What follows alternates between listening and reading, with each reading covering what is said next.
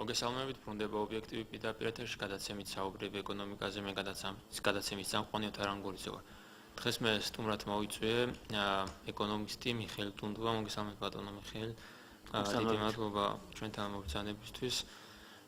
ბატონო მიხეილ, თქვენ ამასთანავე რამოდენიმეჯერ გქონდათ საკმაოდ საინტერესო პრეზენტაცია საქართველოს საგარეო ვაჭრობასთან დაკავშირებით, კერძოდ კი თქვენ წამოწიეთ ექსპორტის და ანგარიშება მთლიან ექსპორტის მაჩვენებელში, წმინდა ექსპორტის მაჩვენებლის, რომელსაც აქვეყნებს პერიოდულად საქართველოს სტატისტიკის სამსახური. სწორედ რამოდენიმე დღის წინ გამოაქვეყნა უახლოესი პირველი 10 თვის შეფასება სტატისტიკის სამსახურმა, სადაც არის გარკვეული სახის სეგმენტები ეკონომიკის, სადაც ფიქსირდება წინსვლა ექსპორტის თვალსაზრისით, თუმცა არის გარკვეული სახის დარგები, სადაც საქართველოს აქვს ჩამორჩენა წინა წლის ანალოგიურ მაჩვენებელთან შედარებით. თქვენ მაინც რას გამოყოფდით აი ამ ექსპორტის ნაწილში, რა მნიშვნელოვან ნაწილებს გამოყოფდით საქართველოში და რატომ გადაწყვიტეთ თქვენ გამოყოფა და ანგარიშების მხრივ წმინდა ექსპორტის ნაწილის მოცულობის გამოყოფა. როდესაც აქ იყო ჩემთან მოსული სტატისტიკის ეროვნული სამსახურის აღმასრულებელი დირექტორი და მისი მოადგილე, მათ განაცხადეს, რომ ისინი მათ არ ჰქონდათ გეგმაში უახლოეს პერიოდში, რომ მათ გამოყონ აი მთლიანი ექსპორტის მოცულობიდან წმინდა ექსპორტი ცალკე მაჩვენებლად, იქიდან გამომდინარე, რომ საერთაშორისო ორგანიზაციების მოთხოვნა, ანუ სტანდარტი არის ის, რითაც დღეს ჩვენი საქსტატის სამსახური ითვლის აი ამ მაჩვენებელს. თქვენ რატომ და მაინც რითი ახსნით აი ამ ფაქტორის მნიშვნელობას? დიახ. ძალიან მნიშვნელოვანი არის, როცა ვსაუბრობთ ექსპორტის საგარეო ვაჭრობაზე, რის ყველაზე მნიშვნელოვანი არის იმ საკითხის გარკვევა რეალურად რა პროდუქტს აწარმოებს საქართველოს ისეც, რომელიც გააქვს საზღვარგარეთ. იმიტომ რომ ექსპორტში, როცა ექსპორტის მონაცემებს ქვეყანა აქვეყნებს ხოლმე, თავმოყრილია არა მარტო ის პროდუქტი, რომელსაც ადგილზე აწარმოებენ, ქართული პროდუქტი, არამედ იმპორტირებული პროდუქტი, რომელიც ადგილზე შეისყიდება და შემდგომ გადის საზღვარგარეთ, ანუ რეექსპორტის მაჩვენებელი. რეალურად თუ კი რეექსპორტის კომპონენტი არის ძალიან მაღალი, ვიდრე ადგილობრივი წარმოების პროდუქციისა, ეს ნიშნავს, რომ უბრალოდ საქართველოს არის გადაყიდვის ადგილი, სადაც ხდება პროდუქციის შეძენა და შემდგომ გადაყიდვა სხვა ქვეყანას. ეს ამაში ცუდი არაფერი არა, მაგრამ ეს რეალურად არ ასახავს იმ პროცესს, ქვეყნის კონკურენტუნარიობა რო ქვია და ადგილობრივი წარმოების პროდუქციის კონკურენტუნარიანობის შეფასების საშუალებას არ გვაძლევს. რუსეთის სტატისტიკის დეპარტამენტი საუბრობს მის თაობაზე, რომ მას გეგმაში არ აქვს, ის სწორად მსჯელობს, იმიტომ რომ ზოგადი კრიტერიუმებით სტატისტიკის სამსახურები მსოფლიოში თვითონ არაც ალკავებენ რეექსპორტს ექსპორტისაგან და ასე არ თავაზობენ საზოგადოებას. ეს უფრო think tank-ებისა და კვლევითი ცენტრების საქმე არის და ჩვენ სწორედ ამ საქმეს მოგვიდეთ ხელი. რომ გავიგოთ რეალურად ის პროდუქტი, რა პროდუქტი გაქვს საქართველოს საზღვარგარეთ და რეალურად იზრდება, მცირდება თუ არა ეს მაჩვენებელი. იმიტომ რომ წარმოვიდგინეთ, ჩვენ ექსპორტის მაჩვენებელში პირველ ადგილზე არის მსუბუქი ავტომობილები. ჩვენ არ ვაწარმოებთ ავტომობილებს, უბრალოდ ჩვენ ვეწევით მის გადაყიდვას, შემოდის საზღვარგარეთიდან და მე ვყიდით აზერბაიჯანს, ვთქვათ, სომხეთს, სხვა რესპუბლიკებში, ხო ქვეყნებში ამ პროდუქტს. რეალურად ის ქართული პროდუქტი არ არის, ადგილზე წარმოებული პროდუქტი არ არის.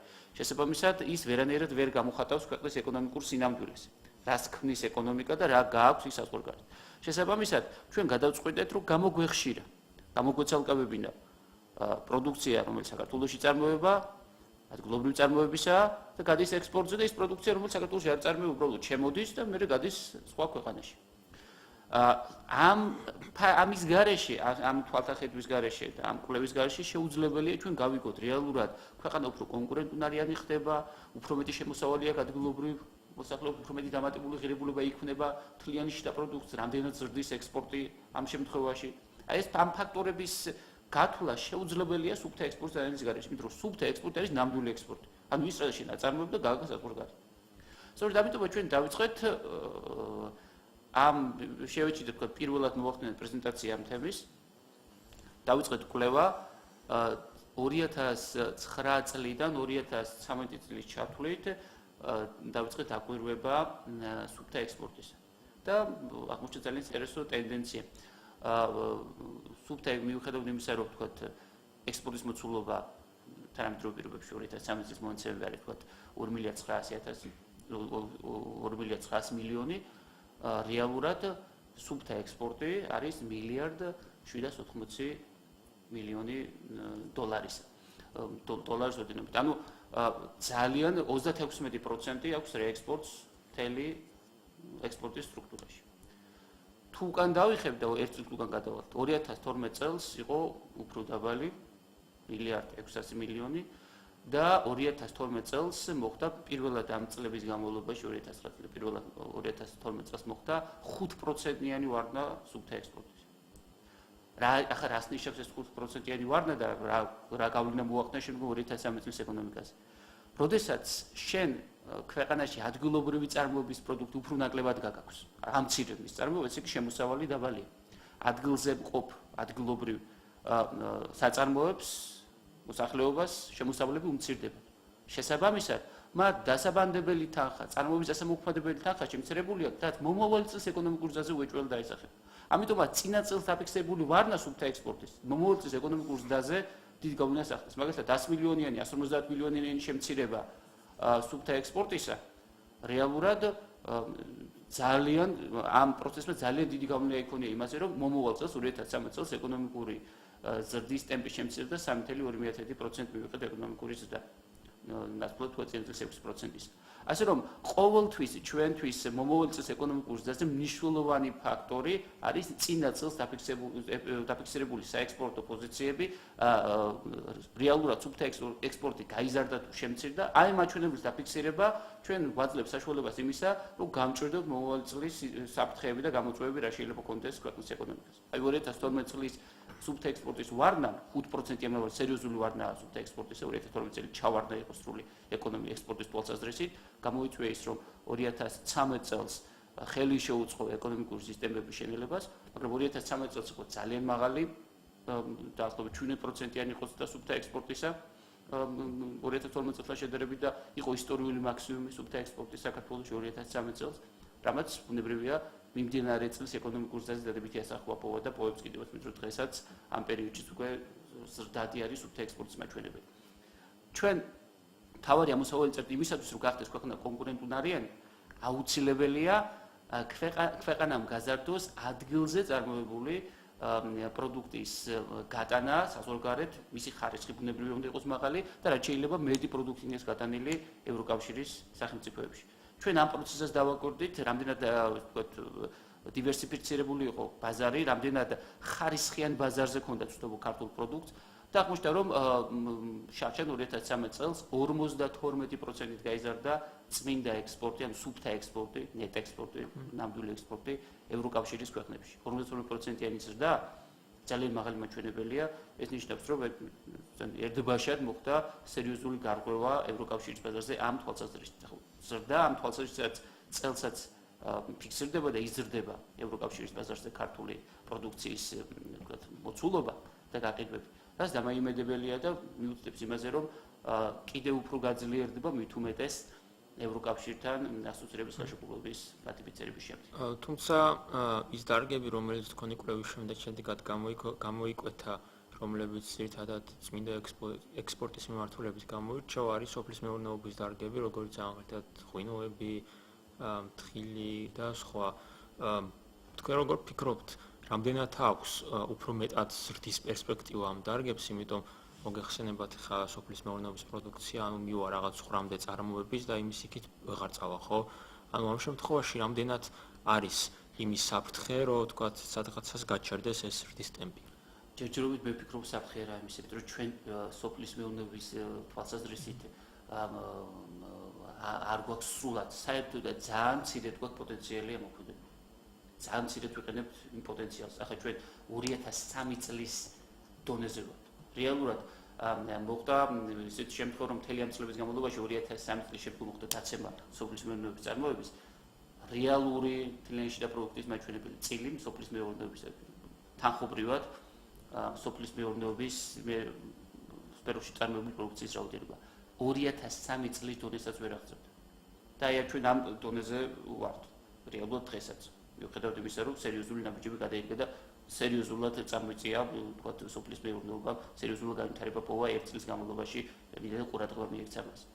შესაბამისად, პოტენციალი იმისა, რომ ჩვენ ახლა მოგვიწურება ეს სოფლის მეურნეობაში და ვერ ვაწარმოებთ და ვერ გავიტანთ, თქვათ, საექსპორტო შებარხებებს გამოიწვევს, უახლოესი 10 წლის განმავლობაში სოფლის მეურნეობას აქვს თუ გონივრულად იქნა ყველაფერი განხორციელებული და თქვათ, სამეცნიერო მხარდაჭერაც განხორციელებული და ბიზნეს მართვაც ლოგიკურად და სწორად იქნა წარმოებული იმ პროდუქციის წარმოების თვალსაზრისით, რომელსაც არის ევროპაში მოთხოვნა, ჩვენ გვაქვს პოტენციალი, რომ ექსპორტი ამ თვალსაზრისით გაიზარდოს.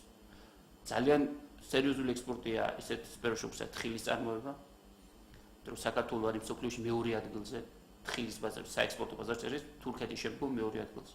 და მაშინ, როდესაც მას არ აქვს ათვისებული 80% თავის რესურსების. სადაც შესაძლებელია თხილის მოყვანა, მოშენება, ვის პროდუქტიულობის ზრდა, ბევრი ფაქტორები არსებობს იმისათვის, რომ გაიზარდოს ეს მეჩვენებები. რომ ჩვენ ყველა ძალიან სერიოზული ნახტები გავაკეთეთ წინა წელს, ჩვენ ადრე ვიყავით მე-4 მესამე ადგილს სხვა შორის კაი პოზიციები გვქონდა, იყო პერიოდი, როცა თქვა მე-7 მერვე ადგილზე ვიყავით, მაგრამ ახლა ვართ მეორე ადგილზე, გადასული მსოფლიოში თქვა ნაჭური გაწლილი თხილის ბაზარს ესეთი ბაზარია სწორედ თხილი დარჩეული თხილის. და ამ პოტენციალის დაკარგვა არ შეიძლება. არის კიდე სხვა პროდუქტები, იგივე ღვინის მიმართულებით ძალიან სერიოზული და ბევრი სფეროა სოფლის მეურნეობის, სადაც ეკოლოგიურად სუფთა, ბიო და ასე ვთქვათ, ჯანსაღი პროდუქციის მოთხოვნა ძალიან მაღალია ევროკავშირის ბაზარზე და თუ ქვეყანა კონცენტრირდება ამ მიმართულებით, თუ ბიზნეს სამყარო და ვთქვათ, აგრარულ სექტორში მოქმედი კომპანიები და ეკონომიკური აქტორები ამ მიმართულებით გააძლიერებენ თავის საქმიანობას, ძალიან სერიოზული შემოსავალი ელის ქვეყანას ამ თვალსაზრისით. მე არ მომავალ ქვეყანამ გადაიხსნა აგრარულ სახელმწიფო ჩამოყალიბდეს, მაგრამ ეს ის პოტენციალია, რომელიც ჩვენ დაგვეხმარება თავდაპირველი კაპიტალის ფორმირებაში, რომ შემდგომ სხვა მიმართულებითაც აქტიურად მოხდეს, თქვათ, კაპიტალ დამანდებები და ქვეყანამ შიდა ინვესტიციების ხარჯიც მნიშვნელოვნად წამოწიოს სხვა, იგივე სამრეწველო და სხვა დარგების, თქვათ, გამტარუნარიადობას ასრულებად. სხვადასხვა ბოლო პერიოდში გაზრდილი არის არა მარტო სოფლის მეურნეობის კუთხით, არამედ მაგალითად იგივე სუბუქმრეწველობის, ტანსაცმლის წარმოების თვალსაზრისით ევროკავშირის ბაზარზე გადის ქართული ტანსაცმელი, დიდი ზრდა, დიდი მოცულობა არ არის, მაგრამ გაორმაგდა. ფარმაცევტულ ბაზარზეც 20 მილიონამდე წავიდა, გაორმაგდა თქვა ექსპორტი ევროკავშირის ბაზარზე. საინტერესო ტენდენცია, კარგი ტენდენცია. ანუ არსებობს ისეთი მიმართულებები, რომლის ამოქმედება და გაძლიერება მნიშვნელოვანია, რათა დაგროვდეს კაპიტალის ის მოცულობა, რომელიც სხვა დარგების ინვესტირებაში შემდგომ გამოდგება. იმიტომ რომ სადღაც თუ არ დააგროვებთ საწყისი კაპიტალი, სხვა დარგებსაც ვერ განავითარებს შემდგომ. ახლა ეს მოცემული სიტუაცია ძალიან ყაირათი, ძალიან ხელსაყრელია იმისათვის, რომ გამოვიყენოთ, რომ მაქსიმალურად ეკოლოგიურად სუფთა, ჯანსაღი, მაღალი ხარისხის პროდუქტი შევთავაზოთ ევროპულ საზოგადოებას სოფლის მეურნეობის კუთხით. მაშინ ასე კითხავთ, რა განაპირობა დღეს წარმოების ზრდის ტენდენცია და შესაბამისად რა განაპირობა ამ სოფლის მეურნეობის პროდუქციაში ასეთი მკვეთრი ზრდა, თუნდაც იგივე განვითარებული ქვეყნების ბაზრებზე. აი ძალიან მნიშვნელოვანი იყო ის აგრარული რეფორმული ჩატარდა. მხარდაჭერა იგივე ვთქვათ სუბსიდიის თვალსაზრისით, საკრედიტო ვიაფიქრების საფუძვლების თვალსაზრისით ძალიან სერიოზული სტიმული მიცა ამ პროცესს.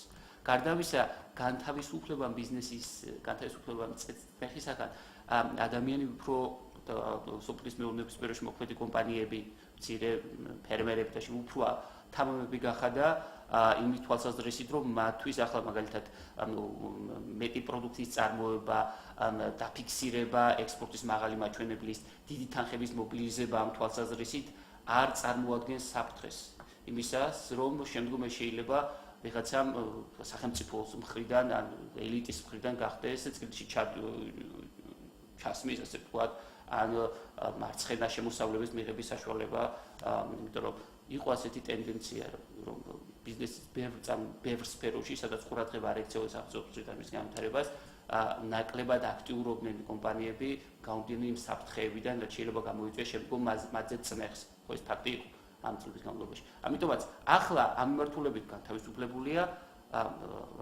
წნეხი არ არის ბიზნეს სექტორზე, მხარდაჭერა სოფლის მეურნეობის თვალსაზრისით გაზრდილია კიდე წვრილი ფერმერული მეურნეობების მიმართულებით, კიდე თქვა წვრილი საკრედიტო პროექტების თვალსაზრისითაც შესაბამისად სოფლის მეურნეობამ სერიოზული ნაბიჯები გადადგა წინა წლის განმავლობაში და წელსაც. გარდა ამისა, რუსეთის ბაზრის გახსნაც მნიშვნელოვანი ფაქტორი იყო, განსაკუთრებით მეურნეობის თვალსაზრისით, მეურნეობის თვალსაზრისით და სხვა თვალსაზრისით, როგორც სოფლის მეურნეობას უკავშირდებოდა. ჯამში ყველა ამ ფაქტორმა მნიშვნელოვანი გამოცოცხლება გამოიწვია სოფლის მეურნეობის სექტორში. განთავისუფლებული ბიზნესს აქვს ძალიან დიდი ძალა. მას შეუძლია უფრო გონიბრულად, უფრო სწორად, უფრო ევროპულად წარმართოს თავის საქმიანობა, თუკი ის დარწმუნებულია, რომ მას წნეხი არ ექნება ისეთი, ლეგალური, გინდა არალეგალური, იმისათვის, რომ მან თავისი წარმოება განავითაროს და შექმნას უფრო მეტი პროდუქტი. დღეს ეს შიში მოიხსნა და შესაბამისად ფინანსური მხარდაჭერა ძლიერია, საბანკო სექტორიც გააქტიურებულია სოფლის მეურნეობის დაკრედიტების თვალსაზრისით, ყველაფერი ეს შედეგს გვაძლევს ბუნებრივი და ვხედავთ ამ შედეგს.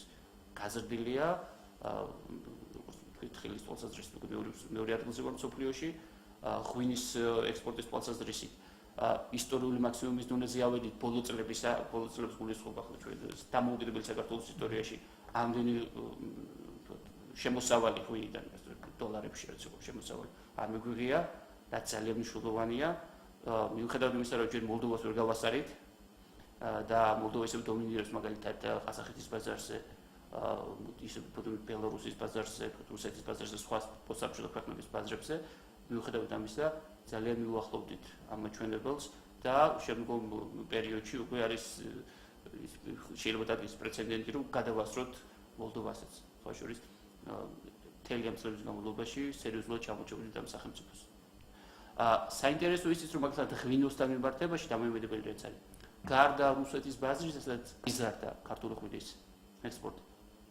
ევროკავშირის ბაზარზეც გაზრდილია ეს მაჩვენებელი და თანდათანობით აღმავალ ტრენდს აჩვენებს.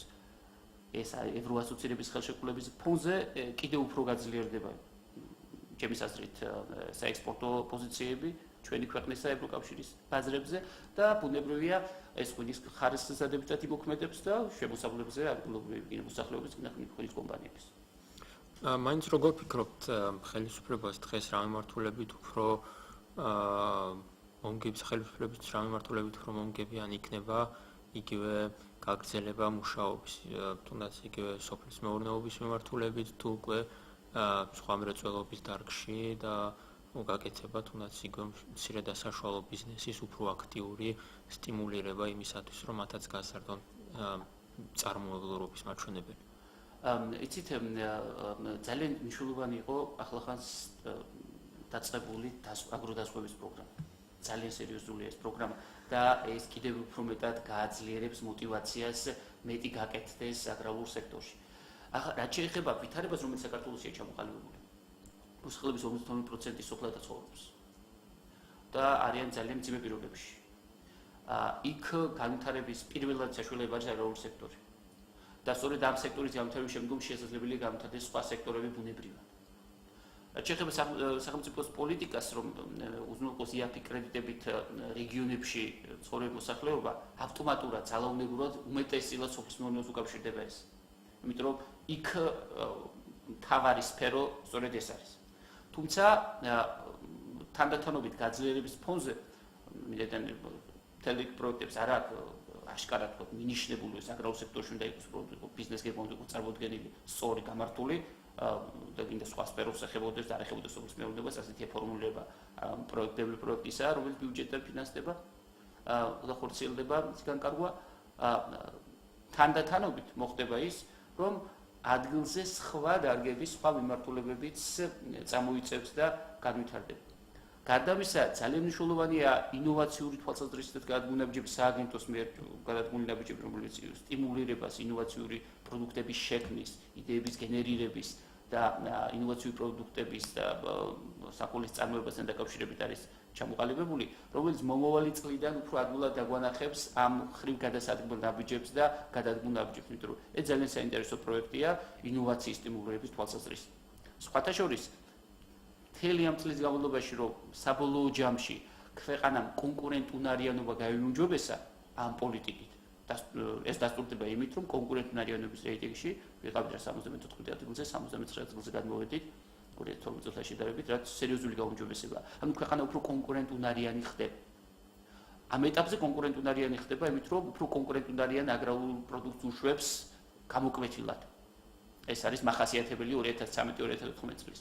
შემდგომ წლის მახასიათებელი მასთან ერთად უნდა იყოს ინოვაციური პროდუქტები და განათლების თვალსაზრისით გადადგმული ნაბიჯები, რომ სხვა სფეროებშიც სერიოზული წინსვლა კონდეს ჩვენ და არა მარტო ვთქვათ ის ტემპი, მარტო შევინარჩუნოთ ის ტემპი, რომელიც აგრარულ სექტორმა მოგვცა.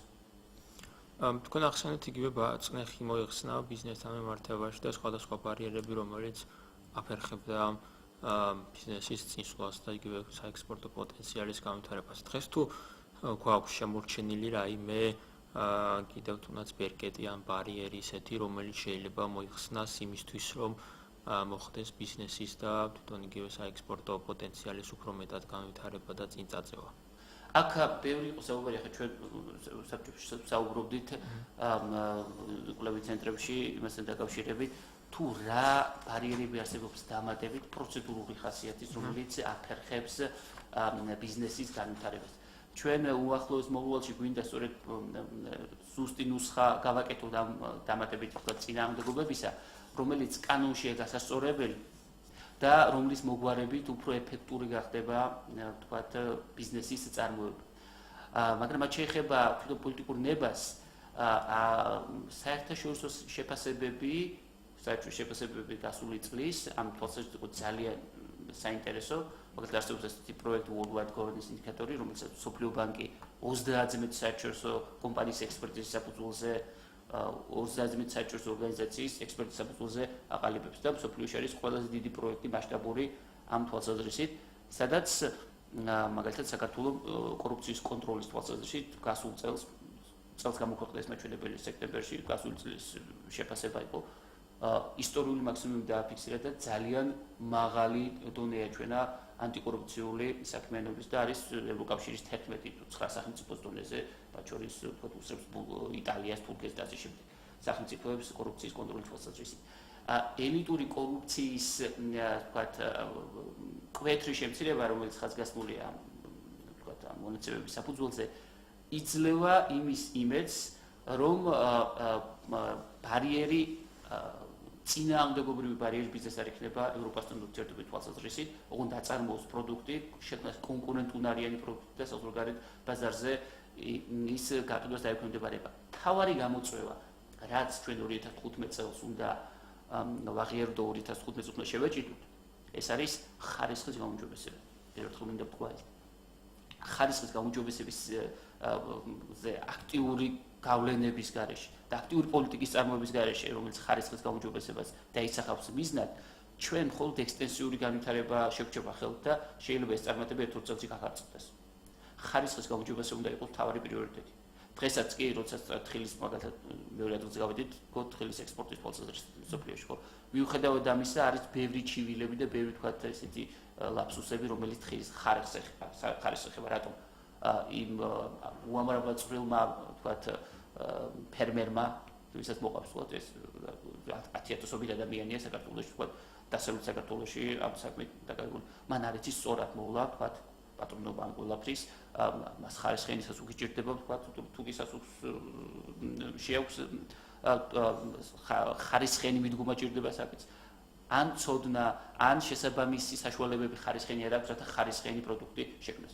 კი არის ხარისხენი, მაგრამ არა ისეთი, რომელიც მაგალითად გააორმაგებდა შემოსავალს და ნამდვილად შესაძლებელია შემოსავლების გაორმაგება ამ თვალსაზრისით ეფექტიანი და სწორი მართვის განხორციელება თუ მოხდება ამ სფეროზე. ასე რომ მთავარი პრიორიტეტი ახლა ჩვენ არა რაოდენობაზე უნდა გავაკეთოთ, მთავარი აქცენტი არამედ ხარისხის გაუმჯობესებაზე.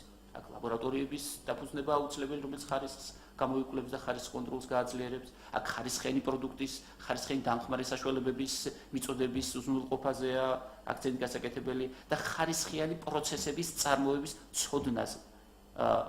უშუალოდ ხალხთან და მოსახლეობასთან, რომელიც დასაქმებულია და დივერსიფიცირებულია, თქვა ეს სფერო, უფრო მეტ ადამიანზე, ვიდრე მსხვილ დარგების კონცენტრირებული ბიზნესთან შედარებით. ახლა რაც შეეხება აგრარულ სექტორს. ასე რომ ხარისხის კონტროლი და ხარისხის გაუმჯობესება უნდა გახდეს პრიორიტეტი და ამაზე უნდა გაკეთდეს სერიოზული სამუშაო ჩასატარებელი.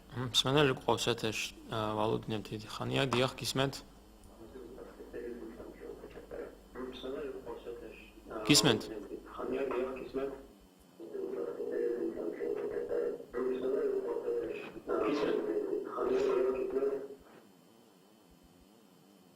გაითიშა როგორც ჩანს. აი ამ პროცესში ხშირად არის იმასთან დაკავშირებით საუბარი, რამდენად მნიშვნელოვანია ქვეყანაში დამატებით ინვესტიციების შემოსვლა. თუმცა ჩვენ თუ ნახავთ ხომ იგივე სტატისტიკას, თუნდაც მაგალითად პირდაპირ უცხოური ინვესტიციების არის გარკვეული დარგები, რომელიც თქვათ იგივე ახალი მთავრობის პირობებში ინვესტორების მხრიდან უფრო მეტად გახდა ყურადღება მიქცევადი, ანუ მიმზიდველი ინვესტორებისთვის. არის გარკვეული სახის დარგები, სადაც ნაკლებად უფრო ჩამორჩა ინვესტორების ინტერესის სფეროს. თქვენ მაინც რას უკავშირებთ აი ამ მთავრობის ცვლილებასთან ერთად ინვესტორების ინტერესების ცვლილებას სხვადასხვა დარგების მიმართულებით, სადაც შეიძლება ინვესტიცია განხორციელდეს. მაგალითად ერთ ვიტყვი, რომ საგრძნობის ზრდა არის ენერგეტიკის მიმართულებით უცხოური პირდაპირ ინვესტორების მხრიდან, თუმცა იგივე ზრდა ფიქსირდებოდა წინა ხელისუფლების დროსაც ამ დარგის მიმართ, მაგრამ ბოლო 2 წელიწადში განსაკუთრებული ზრდა ჰპოვა ამ დარგმა. თქვენ მაინც აი აქ რამდენად მნიშვნელოვანია ინვესტორებისთვის, თუნდაც იგივე დაბალანსებული დარგების შეთავაზება ხელისუფლების მხრიდან იმის დამიხედვით, რაც ხელისუფლებისთვის იქნება პრიორიტეტული მოცემულ მომენტში გასავითარებლად. შეთავაზებისა რა გითხრათ, ბუნებრივია სახელმწიფო არის ვთქვათ აქტიური თავარი აქტორია, შემთავაზებელი, აი დამაინტერესებელი სხვადასხვა საინვესტიციო წყაროებისა, რომ ამა თუ იმ დარგში დაბანდეს ინვესტიცია. მაგრამ თავად ინვესტორმა უნდა მიიღოს გადაწყვეტილება თუ რომელ დარგში ამჯობინებს იგი ფულის დაბანდებას. ენერგოსექტორი საქართველოში არის მიმზიდველი. და ძალიან მნიშვნელოვანი მიმართულება და აქ რომ მზიდველობა და ენერგორესურსების მნიშვნელობაზე საუბარი ქართულ ჰიდრორესურსებით დაკავშირებით არის ძალიან მაღალი ინტერესი. ეს გასაგებია. გარდა ამისა, უკვე ჩნდება ახალი პერსპექტივა. ევროკავშირის ბაზრის გახსნა და ის ბენეფიტები, რაც საქართველოს შეიძლება მიიღოს აქეთ ამ თვალსაზრისით. იმ პროდუქტის წარმოებაზე დის აქცენტს, რომელიც ევროპაში გაყიდვადია და მოთხოვნადი. სწორედ ამ სფეროებში არის მოსაუბნელი საინვესტიციო პოზიციების ინვესტიციების გაუმჯობესება.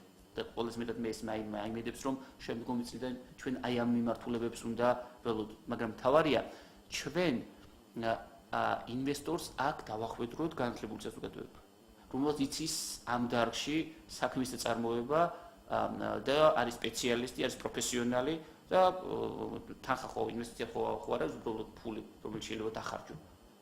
როცა შექმნი წარმოებას, როცა შექმნი გარკვეულ დოვლათს, მას უნდა ყავდეს სპეციალისტები, რომლებიც მის კვლავ-წარმოებას და განვითარებას უზრუნველყოფენ. შეუძლებელია ინვესტორი შემოვიდეს თავის მუშახელით და ყველაფერი თვითონ გააკეთოს. ეს არც გვინდა და ამას ეს არც მოხდება. შესაბამისად, აქ სპეციალისტების მომზადება იმ დარგში, რომელიც შემდგომ ევროპაში გაიტანს პროდუქტს, ევროპას თავს მოაწონებს თავის კონკურენტუნარიანობით. აი ესა პრიორიტეტი, რომელიც გააძლიერებს საინვესტიციო შემოდინებებს საქართველოში სწორედ ამ მიმართულებებით. ასე რომ აქ საინვესტიციო თვალსაზრისით აგრარული სექტორი ძალიან მნიშვნელოვანი ჩნდება, ოღონდ პრიორიტეტულს გულისხმობ უკვე თხილის წარმოების თვალსაზრისით ძალიან მნიშვნელოვანია. თურქები ცოტა ჩამოსულები ამას წინათ და ყურადღებას აქცევენ ამ დარგს. ტურიზმის სფერო ძალიან მნიშვნელოვანია. ენერგეტიკის სფერო ძალიან მნიშვნელოვანია. შემდგომ სხვათა შორის ერთწლიანი პერსპექტივით 2013 წელთან შედარებით სერიოზული დააჩვენა ბოლო პერიოდში. ანუ იკვეთება უკვე 2015 წელს ლაგდება ის დარგები, სადაც შესაძლებელია განხორციელდეს ინვესტიცია და რომელიც შეიძლება გახდეს მიმზიდველი. ანუ წინაპირობა იქნება წელს უკვე რომელი დარგი იქნება 2015 წელს სწრაფად მზარდი ეკონომიკის მიმართულებით. ძალიან საინტერესოა საუბრები თქვენთან, მაგრამ კიდევ ერთი ფაქტორზე მინდა თქვენთან საუბრისას გავამახვილო ყურადღება, ბოლო პერიოდში კვლავ დაიწყება იგივე რუსეთთან მიმართებაში სახელმწიფოს ურთიერთობა. თქვენ რამდენად ფიქრობთ და ხედავთ იმის რისკს, რომ შესაძლოა კვლავ მოხდეს რუსეთის ბაზრის დაკარგვა და ეს ყველაფერი რამდენად პოვებს შემდგომში ასახვას იგივე ექსპორტის მაჩვენებელზე ცნობუნებრივი აღპოვებს და რამდენად იქნება საფრთხე ეროვნული ეკონომიკისთვის. გესაგებია. მოკლედ ჯერ ერთი მინდა ვთქვა ცალსახად, რომ რუსეთის ბაზრის გახსნა ეკონომიკური თვალსაზრისით ძალიან პოზიტიური ფაქტორი. რუსეთში გასული პროდუქციის მნიშვნელოვანი ნაწილის უშუალო მწარმოებელი, პირველადი მწარმოებელი არის რეგიონებში ყოფილი მოსახლეობა, ის დივერსიფიცირებულია და ძალიან ბევრი ადამიანის შემოსავალზე პოვებს ასახვას. ამიტომაც რუსეთის ბაზრის ჩაკეტვა, ასე ვთქვათ, ან დაკარგვა მყისიერად დაისახება მათ შემოსავლებს. მაგალითად დაისახება კახეთის მოსახლეობის შემოსავლებს, ხო, რუსეთს თქვი მოკავ. და რეგიონების მოსახლეობის შემოსავლებს, სადაც ახლა მაგალითად სოფლის მეურნეობის პროდუქტზე რუსეთის მხრიდან მოთხოვნა გაიზარდა. თუმცა რო წარმოვიდგინოთ, ამიტომაც მისი დაკარგვა არ შეიძლება. მე არ მემხრობი პოზიციას, რომ რუსეთს უნდა დაუწესოთ სანქცია და უარ უნდა ვთქვათ რუსეთის პროდუქციის მიწოდებაზე. სანქცია იმ შემთხვევაში არის სწორი, როდესაც შენს მოწინააღმდეგეს აზარალებს. და სანქცია, რომელიც მხოლოდ შენ გაზარალებს, ეს არის შენ წინააღმდეგ წარმოებული სანქცია. მე მინდა კიდევ ერთხელ ხაზი გავუსვენ ფაქტორს, რომ როდესაც რუსეთმა მაგალითად დღეს რუსეთში ვთქვათ ევროპული პროდუქტი არ შედის სოფლის მეურნეობის ან კვების პროდუქტი. ეს იმის გამო კი არ ხდება, რომ სანქცია დაუწესა ამ პროდუქტზე ევროპამ რუსეთს. პირიქით, რუსეთმა დაუწესა სანქცია და არ შეაქვს თავის ტერიტორიაზე ევროპული პროდუქტი. და ამაზე პროტესტს გამოთქვამს ევროპისა და დასავლეთის ქვეყნები. სწორედ ამიტომაც ის რასაც აპროტესტებენ თვითონ დასავლეთის ქვეყნები, რომ არ შეაქვს რუსეთს თავის ტერიტორიაზე კვების პროდუქტები, ხო, ამ ქვეყნებში წარმოებული აგრარული პროდუქტი, ჩვენ იგივე არ გავაკეთებთ და ჩვენი ინიციატივით ვთქვათ, არ შეიძლება გამოაცხადოთ თვით ემბარგო საკუთარ პროდუქციაზე. ეს წამგებიანია, არასწორია, არც არავინ ითხოვს ჩვენგან ამას, უკრაინას კი ვაჭრობს რუსეთთან, როცა ცეცხლი ფრონტი გახსნილია პრაქტიკულად და აქვს სავაჭრო ურთიერთობები რუსეთთან, უკრაინას და არანაირი ემბარგოს არ უწესებს რუსეთს პროდუქტის შეტანასთან დაკავშირებით პირიქით. ამ თვალსაზრისით, იმიტომ რომ ისინი რაციონალურად მოქმედებენ. რაციონალურად უნდა ვიმოქმედოთ. ჩვენ ამ შემთხვევაშიც და უნდა გადავდგათ სწორ ნაბიჯით. მაგრამ რაც შეეხება რისკს, აი თუ კი რუსეთი დაგვიწესებს ემბარგოს და არ შეუშვებს ქართულ პროდუქტს ბაზარზე. ეს ბუნებრივია მოახდენს ქართულ ექსპორტზე მნიშვნელოვან გავლენას. თუმცა თუ დავაკვირდებით ტრენდს ევროკავშირის ქვეყნებში, 2013 წელს 52%-ით გაიზარდა ექსპორტი, თქო და ახლაც ზრდის ტენდენცია ხასიათდება. გერმანიასა და იტალიაში უფრო მეტი პროდუქტი გაგვაქვს ჩვენ ღირებულებითი თვალსაზრისით, ვიდრე რუსეთში. ეს ორი ქვეყანა ჯამში რუსეთს ჯობნის გატანის თვალსაზრისით. ასე რომ რეალურად ეკონომიკის შერყევა, შეტორტმანება და სერიოზული რეცესიის დაწყება რუსეთის ბაზრის დაკარგვას არ შეუძლია. ჩვენ არ ვართ დამოკიდებული რუსეთის ბაზარზე. ჩვენი კეთილდღეობის ზრდა მნიშვნელოვნად გარაპირობებს რუსეთის ბაზრის გახსნა, მაგრამ ისე არა რომ მაგალითად რაც მოხდა შემთხვევა ჩაიკეტოს რუსეთის ბაზარი და ამის გამო საქართველოს ეკონომიკაში რეცესია დაიწყოს. არა, ევროკავშირის მიმართულებით გადადგმული ნაბიჯები და ქართული ექსპორტის წინსვლა ევროკავშირის ბაზარზე ჩვენ გვაძლევს საშუალებას იმისას, რომ მეტი დივერსიფიცირებულობის ხარჯზე, განაწილების ხარჯზე ამ პრობლემასაც გამოვყავდეთ, თუ კი ეს პრობლემა წარმოიშვა. თუმცა ჯერჯერობით ეს პრობლემა არ დგას დღის წესრიგში და მგონი არც წარმოიშვება, იმიტომ რომ ამ შემთხვევაში საუბარიც კი არ მედის იმაზე, რომ შეიძლება რაღაც სანქციებით ინსტიტუციური ამ მიმართულებით კიდევ ერთ თემას მინდა შევეხო, რომელიც დღეს მიმდინარეობს ეკონომიკაში, ანუ ფიქსირდება შაშანდელივით იმავე პერიოდში ლარის კურსის ვარდნა. ეს ხომ არ შეუშვლის გარკვეულწილად ქვეყანაში იგივე ეკონომიკის გააქტიურებას ან პირიქით დაჩქარებას. იმიტომ ერთი მხრივ ის მომგებიანია ექსპორტიორებისთვის მოკლევადი ამ პერიოდში, როდესაც მათ აქვთ გატანილი პროდუქცია, ხოლო მეორე მხრივ ის წამგებიანია იმპორტიორებისთვის. ამიტომ ეს სწრაფ რაღაც ცვლილებას ხო არ გამოიწვევს თქვენი აზრით ან ერთ ან მეორე მიმართულებით? მე ვფიქრობ, რომ ეს პროცესი ნოემბრის პროცესია და ნოემბერში დასრულდება. ნოემბერ-დეკემბრის დასაწყისში ეს პრობლემა დასრულდება. საერთოდ ყოველთვის წლის მეორე ნახევარში, ნოემბერ-დეკემბერში უმეტესწილად ფიქსირდება ლარის გაუფასურება. ეს გამოწვეულია წლის ბოლოს ხარჯების გააქტიურებასთან, ზოგადად ხარჯების გააქტიურებასთან, იმპორტის გააქტიურებასთან, საგანახდელო ბალანსის გაუარესებასთან.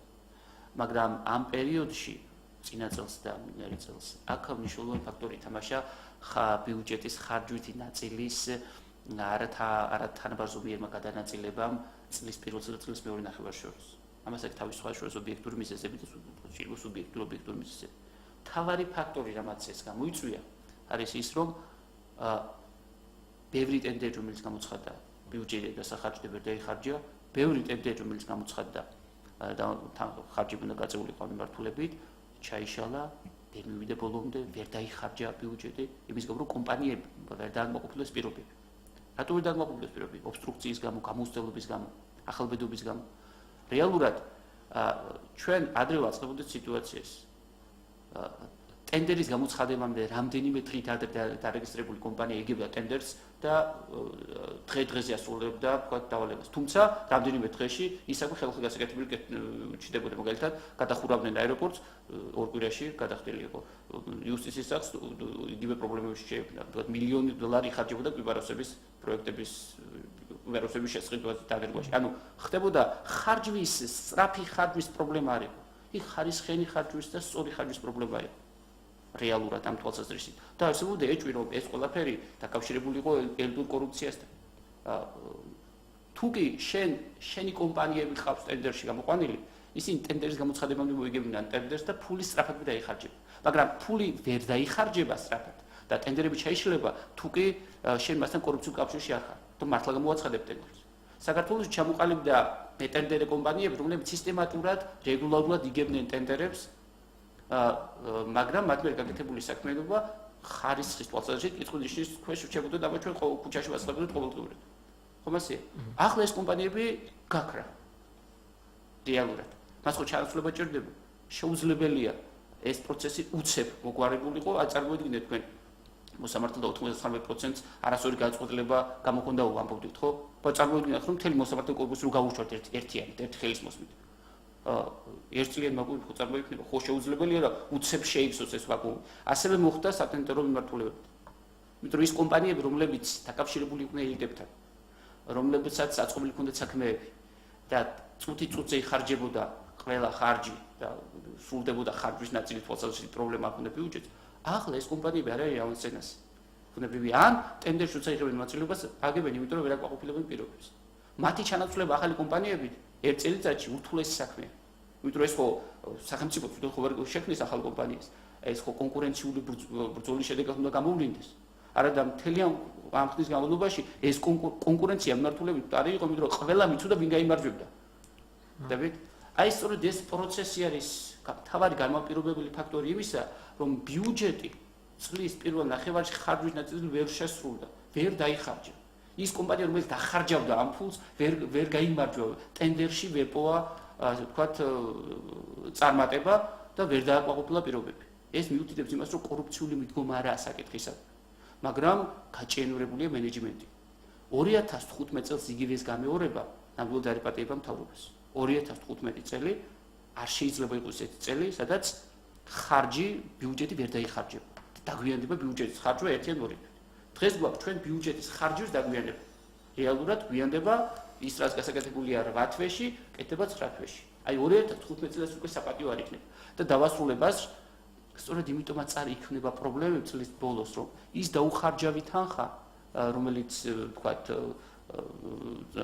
გროვდებოდა მთელი ამ ხნის განმავლობაში, წლის ბოლოს იწყებს ინტენსიურად ხარჯვას და უცბად ბაზარზე მიწოდას. ბუნებრივია ეს ლარს მიწოდება ლარს მიწოდებას ზრდის და უარყოფითად მოქმედებს სავალუტო კურსის ფორმირებას. ეს პრობლემა შემდგომ წელიწადსაც რო არ აღმოჩნდეს ისევე მწვავე როგორც წელიწადში შარშად იყო, აუცილებელია გეგმაზომიერი, თანაბარზომიერი ხარჯვითი ნაწილის განხორციელება საბიუჯეტო პროცესების მართვისას და რაც საბოლოო ჯამში მოგწევს საინტერესო პრევენციას იმისას, რომ ეს ნოემბერი ყოველთვის არ იქნება რაღაც 80-იან ნიშნულთან გადასვლისა და გადმოსვლის რაღაც ასპარეზი. ლარისათვის. ამას იცემატება, რომ სოფლის მეურნეობა საქართველოს ეკონომიკის საკმაოდ მსხვერპლად არის წარმოდგენილი და სწორედ შემოდგომაა აი ამ სფეროს უფრო მეტად გააქტიურების პერიოდი, როდესაც ხდება მოსავლის მიღება და შემდგომ მოსავლის გასაღება, ამიტომ ეს იწვევს გააქტიურებას ერთგვარ შიდა ეკონომიკურ პროცესებშიც.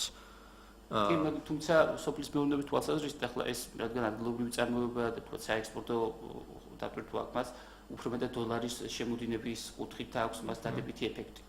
ეს სოფლის მეურნეობის გაძლიერება შემდგომ წელიწადს ლარის კურსზე დადებითად იმოქმედებს. აქ საიმპორტო პოზიციების გაძლიერებაზეა საუბარი და შეეძლოა შემცირებაზე საზღვარგარეთული გზავნილებიდან, იმიტომ რომ ჩვენ ვიცით უკრაინიდან, თქვა რუსეთის ფედერაციიდან იქ სერიოზული ეკონომიკური პრობლემებია შექმნილი გამომდინარე პერიოდიდან და შესაბამისად ადვილი წარმოსადგენია რომ შემცირებულიყო ფულადი გზავნილები.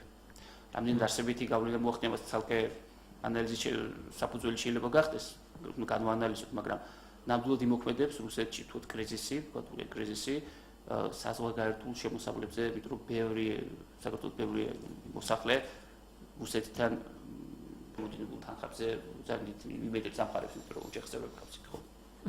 მსმენელი ყავს ეთერში, გისმენთ? გისმენთ? ალო? დიახ, ბრძანეთ. გამარჯობა, ახალგაზრდებო. მოგესალმებით. მე მინდა დავლოცო თქვენი ოჯახები, სადაც გაიზარდეთ. მადლობთ, აიხარეთ. თქვენი გვარები, თქვენი ჟილაკი და ყველაფერი. და პირველ ასე თუ იწოვენ ამ ახალგაზრდას. მადლობთ. დიდი მადლობა.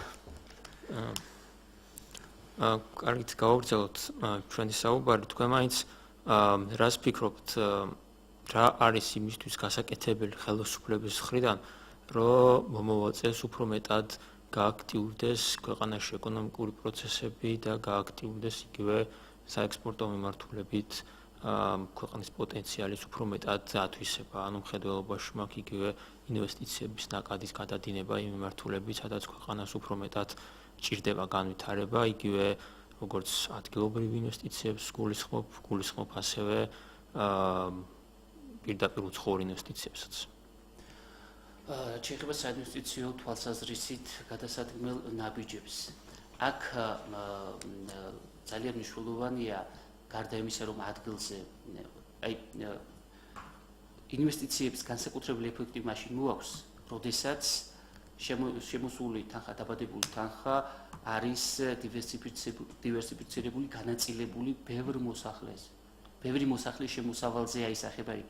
არსებობენ დარგები, სადაც შეიძლება ინვესტიცია განახორციელო, მას მოდის მაღალი მოგების ნორმა, გაიცემოდეს დაბალი ხელფასი, იყოს შედარებით ნაკლები ადამიანთა საქმებული ნაკლები შემოსავლით და მაღალი მოგების მარჟა იყოს ინვესტორის პირდაპირ შემოსავალი.